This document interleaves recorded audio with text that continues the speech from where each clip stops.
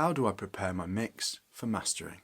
Levels, balance, phase, headroom and listening. Before we get started, we're going to assume that your instruments were all tuned and that the recording was done really well, because those are the kind of mistakes that are really difficult and sometimes impossible to fix later on at the mastering stage. So firstly, let's talk about levels.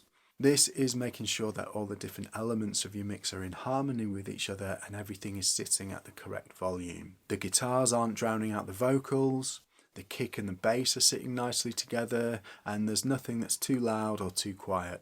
Next up is balance, and here we're talking about frequency balance, not just volume. It's important to make sure the frequency spectrum is suitable for your specific mix and genre of music so that you have the right amount of bass, middle and treble to allow each element of your mix to sound its best. And if you're having a hard time with this, and it can be really tricky, try using some reference tracks to make sure that your mix is tonally similar to other commercial songs that you like the sound of.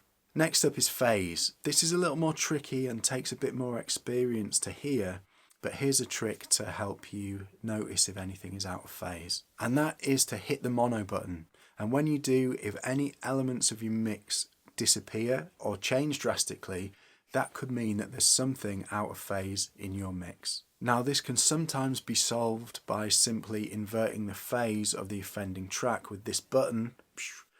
But if you're having a hard time, ask your mix or mastering engineer and they'll guide you through it. Next up is headroom, and this is a really simple one. All you have to do is make sure your mix is not clipping. Your mastering engineer can alter the loudness of your mix in their DAW, so you don't have to hit any specific numbers or loudness. And finally, the most important one is listening. Who'd have thought it, right?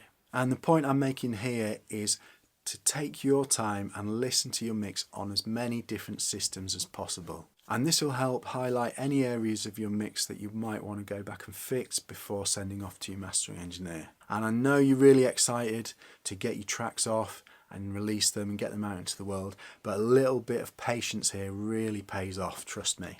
So I hope that's been helpful as a little quickfire guide. But as always, if you've got any questions, leave them in the comments and feel free to get in touch through the website.